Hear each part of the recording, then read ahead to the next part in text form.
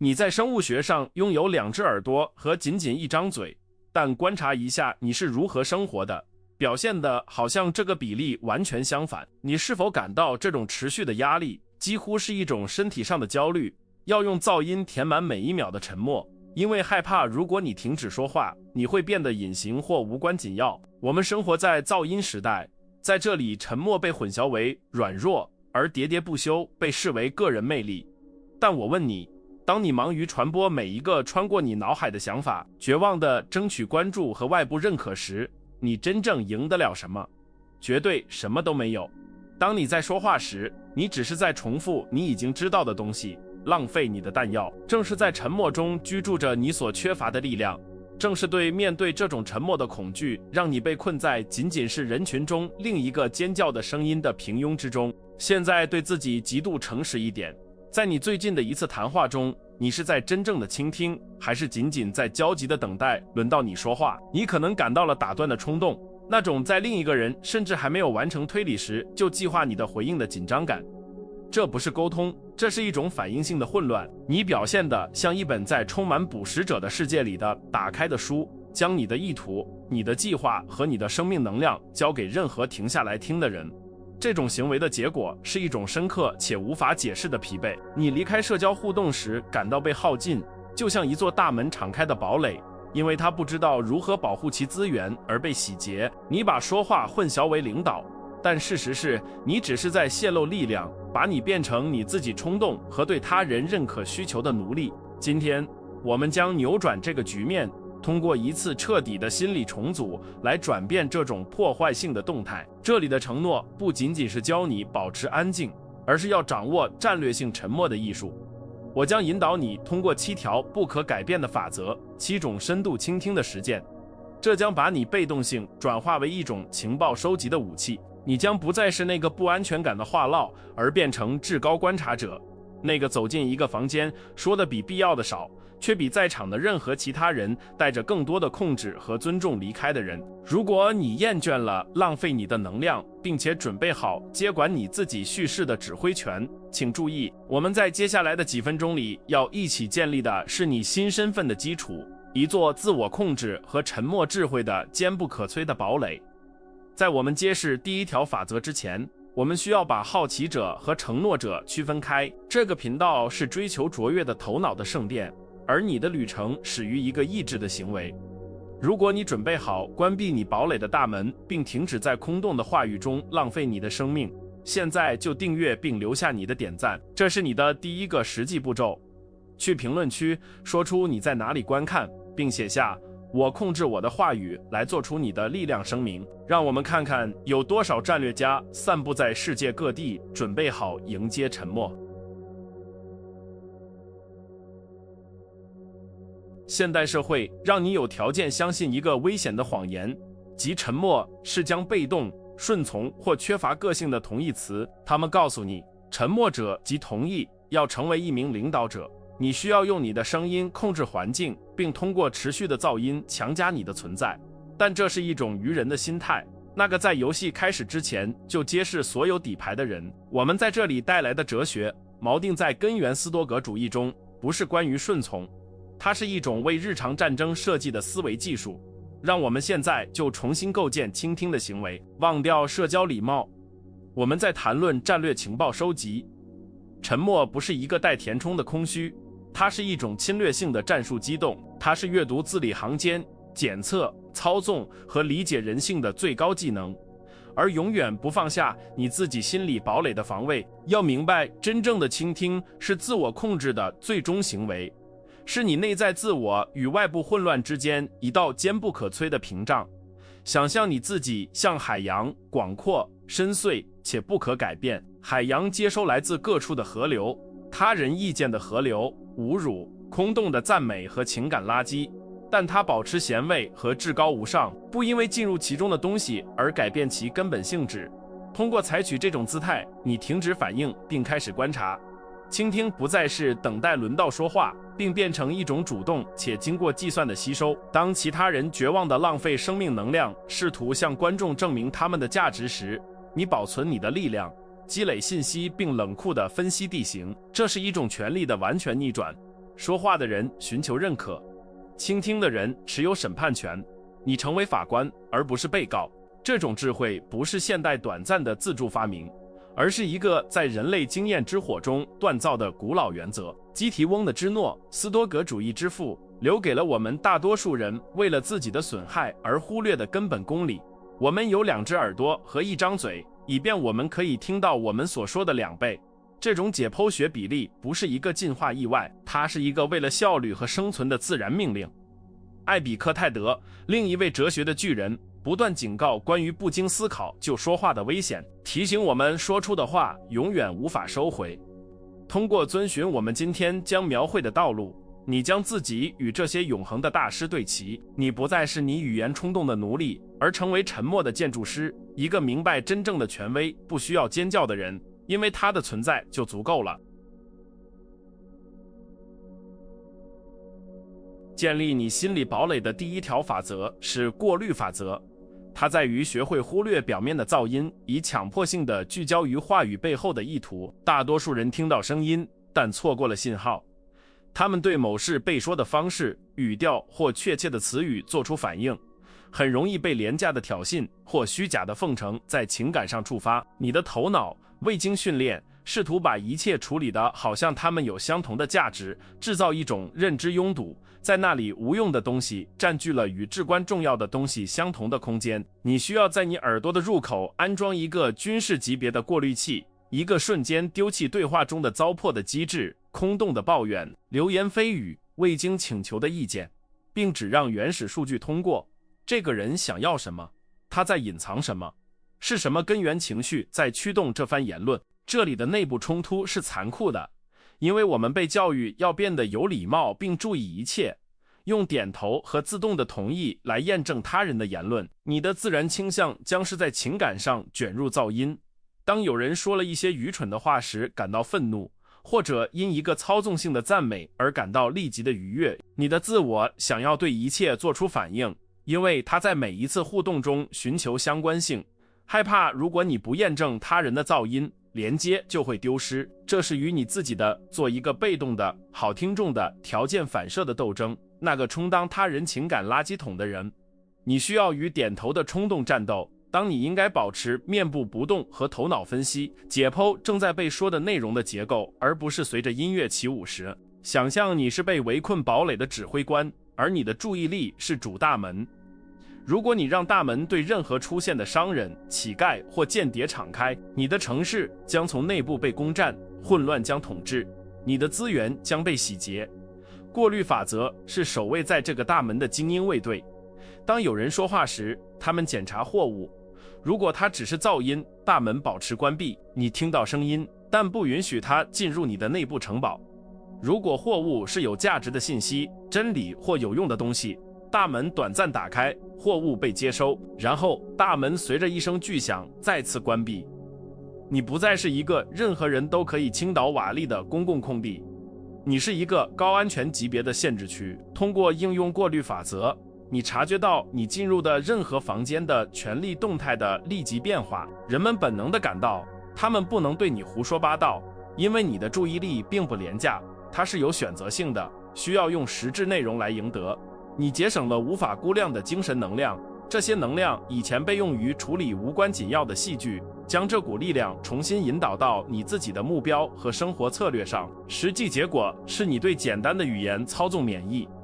当其他人被空洞修辞的潮流卷走时，你保持在坚实的地面上，以水晶般的清晰度观察真实的意图。深化这一实践，你应该开始实时对你听到的内容进行分类。这是事实吗？这是情绪吗？或这是操纵吗？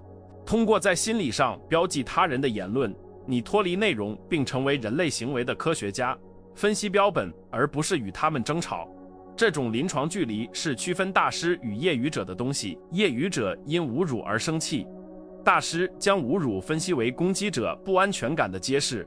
过滤器将一切转化为数据。在以前有噪音和混乱的地方，现在有可操作的情报。你停止听词语，并开始听动机、欲望和恐惧。在人们以为他们只是在聊天时阅读他们的灵魂。然而，过滤器的实施需要一种起初可能看起来不舒服的冷酷，对你和对其他人都是如此。人们习惯了立即的验证，当他们遇到你的过滤器时，他们可能会试图增加音量或侵略性来强行进入你的堡垒。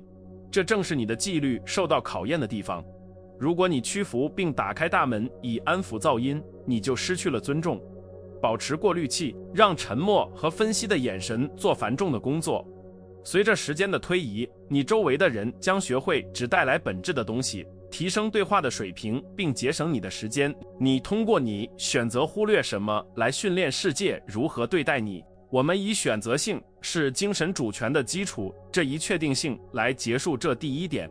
听到一切的人什么也不懂，过滤本质的人主宰环境。通过应用过滤法则，你不再是世界噪音污染的受害者，而成为你自己清晰度的建筑师。你获得了生活在一个清晰信号世界的力量，在那里每一条被吸收的信息都是你棋盘上有用的棋子，并且愚人的噪音根本无法穿透你城墙的厚度。第二条法则是权力停顿，一种理论上简单，但在实践中具有毁灭性的技术。绝对规则是在回应任何事情之前等待3秒钟。在现代互动的疯狂速度中，我们被限制为立即回应，就像在一场疯狂的乒乓球比赛中，延迟被视为愚蠢或缺乏回应。权力停顿打破了这个催眠的节奏。当另一个人说完话，与其带着你准备好的回答跳到他的喉咙上，你插入一个沉默的真空。1、2、3秒。在这个间隔里，你不仅处理了被说的内容，还强迫另一个人处理他们自己话语的重量，制造一种将他们置于寻求认可位置的张力。你将面临的内部冲突是对尴尬的、沉默的恐慌，那种如果没人说话就感觉有些不对劲的本能感觉。你的爬行脑会尖叫，让你填补空间；害怕停顿，让你看起来迟钝、困惑或不感兴趣。有一种化学紧迫感，想要表明你理解了，你很聪明，你的舌尖上有正确的答案。克服这种反射需要对自己的舌头有肌肉控制，并主动抑制社交焦虑。这是一种当世界等待时屏住情感呼吸的练习，拒绝被外部对节奏和流畅性的期望所催促。想想大草原上的捕食者，一只在攻击前观察猎物的狮子，它不会以不稳定的方式移动。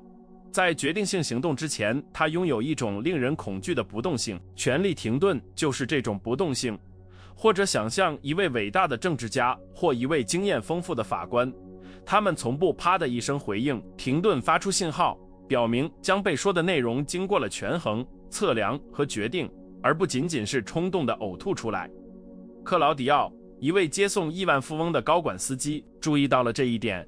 最有权势的乘客从不立即回答他的问题，他们会做一个让克劳迪奥紧张的停顿，重新思考他是否应该问这个问题。这种沉默不是空洞的，它是沉重的，充满了权威。通过采用权力停顿，你获得对谈话节奏的及时控制。另一个人因为对沉默感到不舒服，通常会开始再次说话，以填补空白，揭示更多信息，纠正自己或暴露你可以利用的不安全感。你发现很多时候最好的回答是让别人用他们自己的焦虑上吊。此外，当你在停顿后终于说话时，你的话语以双倍的影响力着陆。听众有时间准备好接受你的判决，而沉默产生的期望增加了你发言的感知价值。时间上的稀缺创造了语言上的价值。这种技术也充当对你至关重要的情感缓冲器。那3秒钟是最初的情绪，愤怒、冒犯、兴奋、蒸发并让位于理性的必要时间。这是你选择不像一只被围困的动物那样反应，而是像一位掌舵的战略家那样回应的空间。如果在刺激和反应之间只有3秒钟的障碍，许多不必要的争吵、鲁莽的承诺和判断错误本可以被避免。停顿是你的精神紧急刹车，防止你加速冲向社交或职业深渊。练习权力停顿也投射出一种不可动摇的自信光环。不安全的人匆忙，有权势的人有时间。通过不急于回答，你前沟通出你对自己感到舒适，你不害怕他人的评判，并且你在你自己的时区运作，这动摇了谈判中的对手，并在诱惑或领导的背景下吸引人们。你变成反应性海洋中的稳定之锚，人们自然地围绕这个重力轨道运行，寻求你的冷静所投射的安全感。我们通过理解话语之间的沉默不是一个空的空间，而是一个机动空间来结束这一点。权力停顿将时间转化为武器，通过掌握这3秒钟，你不再是一场对话的被动参与者，而成为场景的导演。你获得了无需提高音量就能提升你存在感分量的能力，证明真正的权威不在于回应的速度，而在于其之前的反思深度。第3条法则是打断的终结，一种严格的战术谦逊训练，要求你允许他人在你介入之前完全排空自我。打断是你没有在倾听，只是在等待的普遍信号。这是一种傲慢的行为，说我有话要说，比你现在正在说的更重要。消除打断不仅仅是一个礼仪问题，它是一个完整的数据收集策略。当你打断时，你切断了情报流，你阻止了那个人得出结论。揭示矛盾或坦白通常只出现在句子末尾的真实意图，那时防御已经降低。这里的内部冲突是膨胀的自我，他相信已经知道另一个人句子的结尾。你快速的头脑预测结果，并且对他人的缓慢感到不耐烦，想要直接跳到结论以节省时间或展示敏锐。有一种身体上的瘙痒，想要完成某人的句子，立即纠正一个事实错误，或抛出你那超过正在被讲述的故事的最好的故事。抑制这种打断伤害自我，因为它要求你自愿将自己置于暂时的顺从位置，充当他人表演的舞台，而你的虚荣心尖叫着要抢走聚光灯，将谈话想象成另一个人正拿着的一桶水。当他在说话时，他在倒水。如果你打断，桶仍然是满的或半满的，一个桶里装满话语的人无法接收你所提供的任何东西，他被他自己充满了。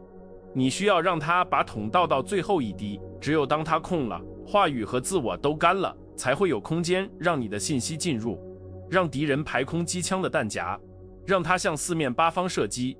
当你受到城墙保护时，当没有弹药的枪发出干脆的咔嗒声时，那时是的，也只有那时，你才从掩体中出来。通过从你的行为中根除打断，你以一种深刻的方式验证他人的存在。人们渴望被听到，而那个给予他们这个空间的人，矛盾的，对他们来说变成了房间里最重要的人。通过让他们说到最后，你创造了一种互惠的心理债务。当轮到你时，他们会感到有义务以同样的注意力听你说话。此外，很多时候那个人会仅仅因为有空间完全口述他而意识到自己论点的错误，省去了你纠正他的工作。专注的沉默允许愚蠢在没有你帮助的情况下自我揭示。不打断的练习也给你一种全图的战术优势。打断的人对信息的碎片做出反应，听到最后的人对全貌做出反应。你避免了尴尬的误解，在那里你假设了一个会在对话者的句子后半部分被否认的前提。你变成了一名精英狙击手，等待目标完全从障碍物后面出来才开火，却保持竞合决定性的命中，而不是基于匆忙的假设在压制射击中浪费弹药。但请注意，不打断并不意味着同意，它仅仅意味着给予足够的绳索。你应该保持坚定的眼神接触，但如果你不同意，不要发出同意的声音，只是听。没有打断结合，没有容易的验证，创造了一个让另一个人感到不安全并让他说的更多的真空，通常是在自掘坟墓。这是一种极其有效的被动压力形式。你给了他世界上所有的空间，而他用这个空间做什么，建造好的东西还是自我毁灭，是他的责任。我们以耐心是一种统治形式的权利声明来结束第3条法则。通过拒绝打断，你展示了你不害怕另一个人所说的，你不急于强加你的意志，因为你的意志是不可避免的。你赢得了打断者永远不会拥有的尊重，因为你的发言，当它最终到来时，将是最终的话语，一个循环的结束，而不仅仅是自我争斗中的另一个噪音。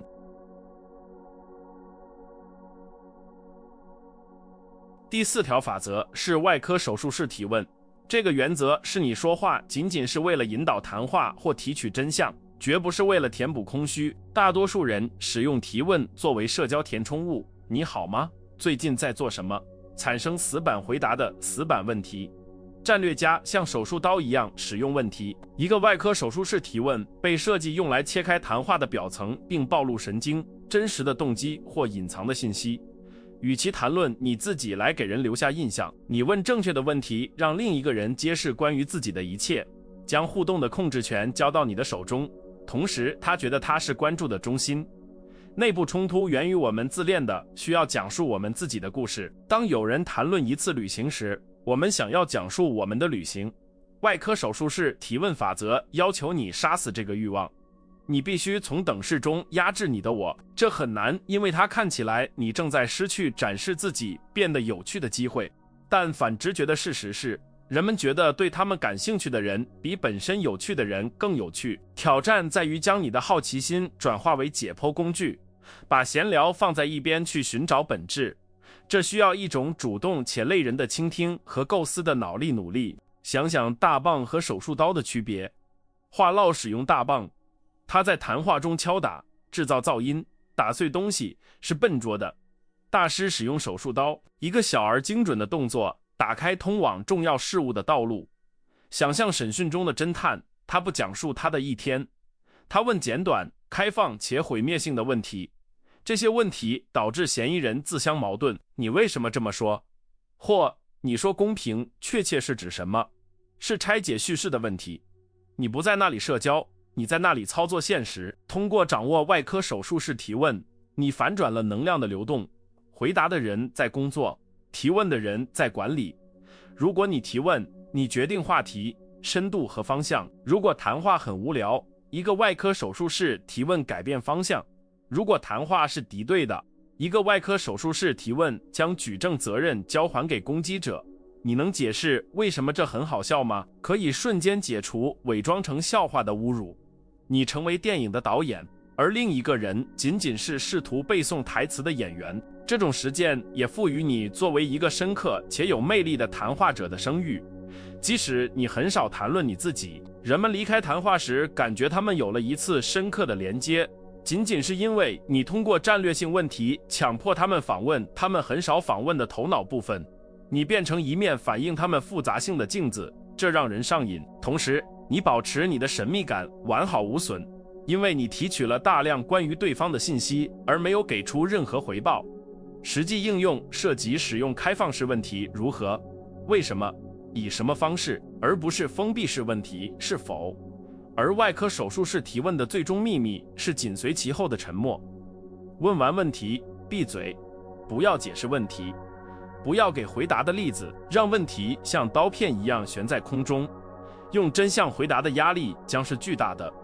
很多时候，第一个回答将是一个社交谎言。保持沉默或以另一种方式重复问题，真相将在第二次尝试中到来。我们以信息是世界上最有价值的货币这一确定性来结束这一点。外科手术室提问是你的开采工具，通过应用它，你不再是一个被动的旁观者，而成为一个真相的矿工。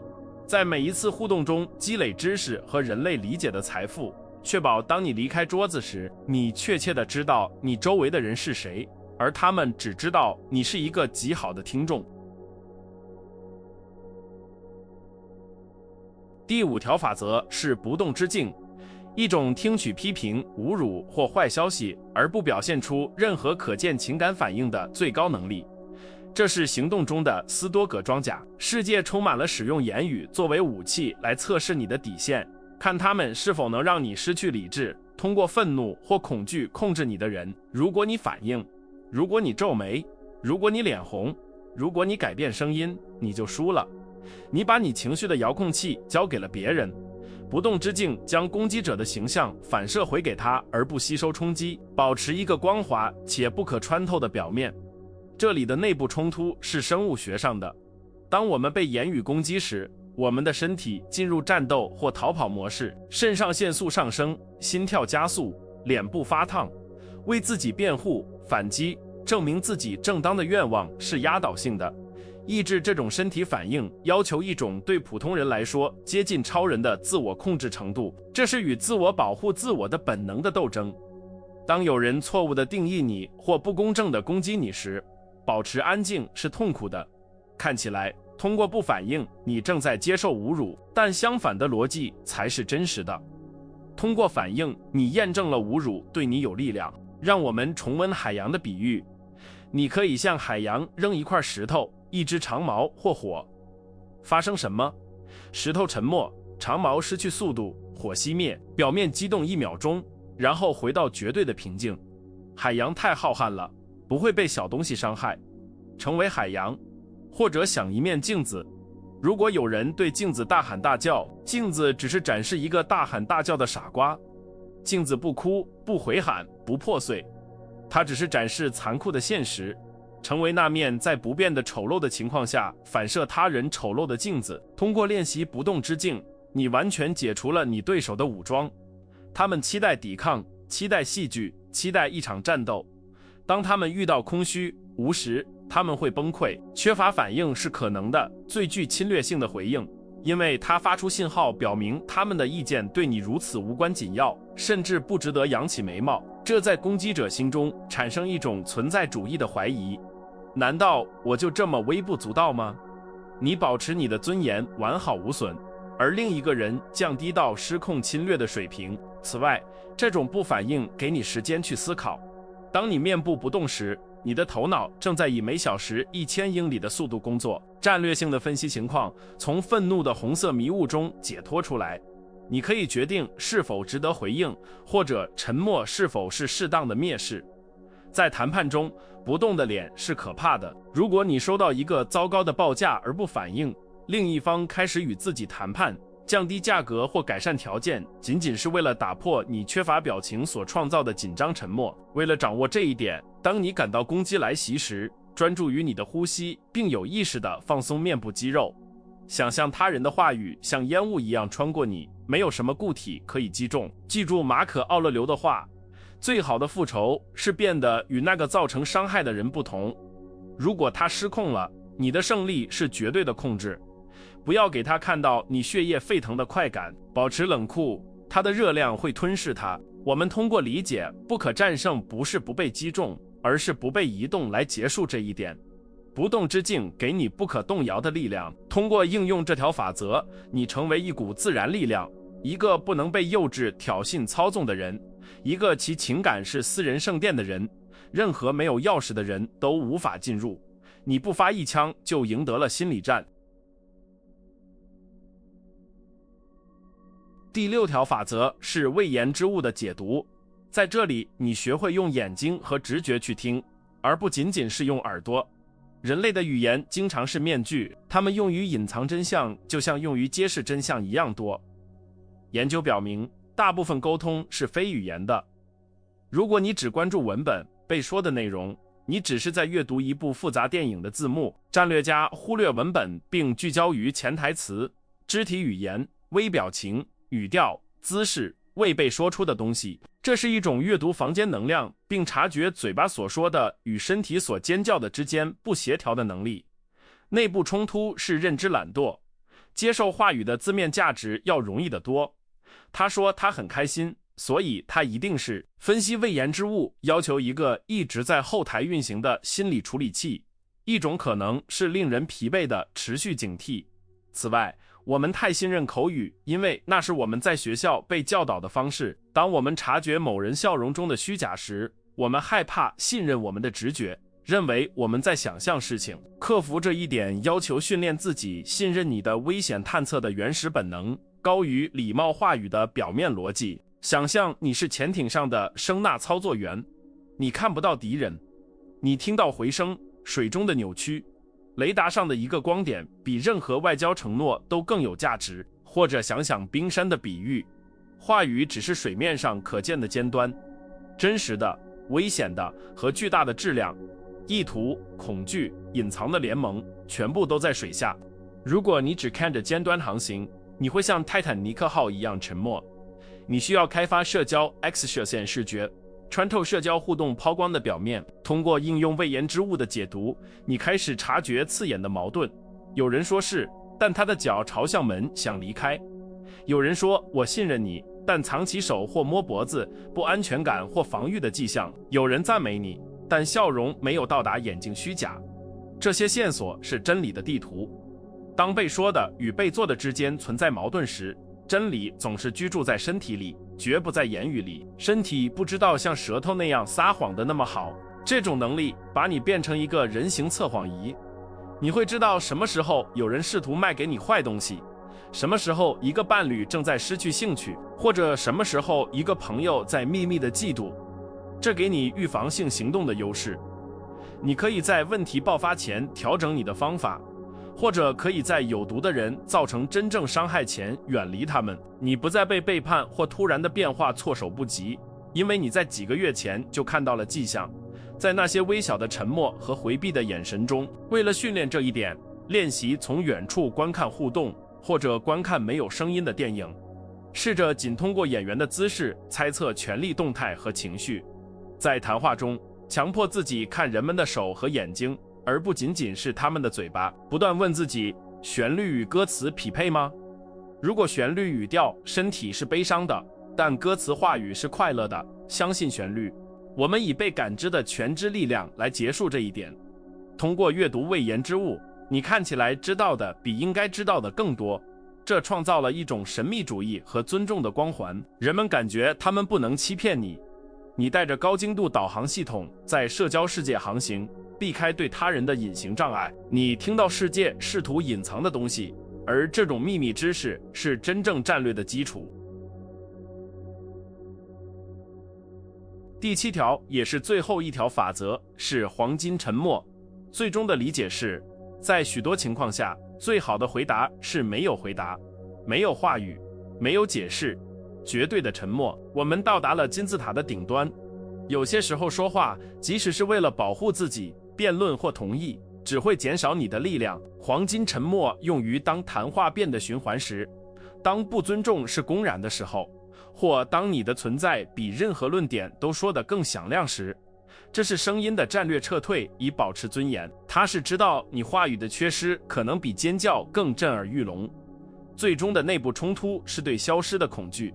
我们害怕如果不说话，我们会被遗忘或被认为被打败了。自我想要不惜一切代价拥有最后的话语，感觉最后说话的人赢了。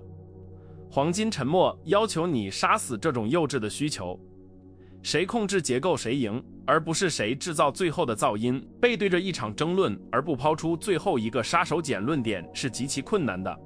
但大师知道，真正的杀手一击是剥夺对手的反应，是让另一个人在真空中自言自语。想想死亡，死亡的沉默是绝对和最终的，他不谈判。当你应用黄金沉默时，你杀死了互动，你变成一个幽灵，一堵墙，一个深渊。你抽走房间里的氧气。记住电影中伟大的君主或黑手党首领，他们下达命令或听取恳求，然后制造一个长久的沉默。这个沉默发出信号，表明接见结束了，决定已经做出，没有什么可说的了。这是上帝的沉默，他不回应所有的祈祷，通过神秘保持他的权威。黄金沉默的应用在冲突中是毁灭性的。当有人试图把你拖入一场无用的争论，而你只是盯着他并保持沉默，或者转身继续你的工作，你表明那个人没有足够的地位，甚至成为你的敌人。你把他减少为零。在谈判中，当另一方提出一个不可接受的提议时，沉默让他们觉得有义务用让步来填补它。沉默是人性讨厌的真空，而其他人将付出高昂代价来填补它。此外，黄金沉默保护你免受你自己的伤害。有多少次你说了一些让你后悔的话，仅仅是因为你不知道在正确的时候闭嘴。沉默永远不能被错误引用。沉默从不犯失态，沉默从不揭示秘密，它是完美的盔甲。通过掌握什么也不说的艺术，你变得无懈可击。你保持你所有的选择开放，因为你没有在口头上承诺任何立场。明智地使用这一点，这不是一个生闷气的青少年的被动攻击性沉默待遇，这是一个国王的至高沉默。他认为没有必要解释他的法令，它是一种主动的、沉重的、占据空间的沉默。看着眼睛，保持姿势，并闭上嘴，让你存在的分量为他自己说话。这7条法则旅程的最终结果是你人格面具的完全善变。你作为一个不安全感的话唠开始泄露能量并寻求认可。现在用过滤器、停顿、不打断、外科手术室提问、不动之境、未言之物的解读和黄金沉默武装起来。你是沉默的大师，你是那座坚不可摧的堡垒。我们以这个真理来结束这个脚本的主体。世界属于那些知道何时说话，但主要是那些知道何时闭嘴的人。话语是银，但沉默，当它是战略性的，是纯金。你现在拥有矿山的地图，问题不在于这是否有效，而在于你是否有钢铁般的纪律在。你内心的一切都想把它敞开时，保持大门关闭。力量在于沉默，索取它。从一个反应性的话唠到一个至高观察者的旅程，不适合精神软弱的人。大多数人已经在几分钟前放弃了这个视频，回到无休止噪音和廉价分心的多巴胺舒适区，无法维持真正转变所需的注意力。但你还在这里，仅仅是到达这一点的简单事实，把你与大众分开。它证明你拥有掌握战略性沉默艺术所需的纪律、耐心和深度。我想知道谁是那些陪伴我直到这次会议结束的自己生活的真正建筑师。现在就去评论区写下我坚持到了最后。这不仅仅是频道的一个指标，它是你的荣誉徽章，给其他入门者的一个信号，表明你是少数完成开始的事情并看重智慧高于短暂娱乐的精英的一部分。然而智力上的理解仅仅是第一步，每日的实际应用才是真正锻造性格的东西。为了在你的潜意识中巩固这个新身份，我们需要一个公开和决定性的承诺，一个精神锚点。不要在没有留下你最后声明的情况下关闭这个视频。写下将定义你从今天开始的姿态的咒语：我倾听，我学习，我获胜。通过打出这些字，你正在与自己签署一份不可破坏的合同。重申将不再是你舌头的奴隶。如果你认识某人，一个朋友，一个家人，一个同事，他正淹没在自己的喋喋不休中并浪费潜力，现在就把这个视频分享给他，把它看作一次战略性的仁慈行为，给他们堡垒的钥匙。分享智慧的人倍增他自己的力量，并加强他的影响圈的水平。现在回到世界去，但不要混入其中。作为一个独特的实体，走过噪音时代的混乱，观察一切，吸收字里行间的真相，并紧接是严格必要的东西，让其他人绝望地试图用空洞的话语和寻求关注的尖叫来验证他们的存在。当你在阴影中积累力量和清晰度时，永远记住根本的教训：房间里最吵闹的人通常是最软弱和不安全的。最沉默的人是那个应该被恐惧和尊重的人。你现在拥有沉默大师的工具和心态，像藏在你袖子里的一把隐蔽的刀片一样携带这个知识。下一次你感到仅仅为了填补空虚而说话的冲动时，记住这个训练：呼吸，等待，并让沉默为你做繁重的工作。噪音是他们的弱点，沉默是你的王座。就位。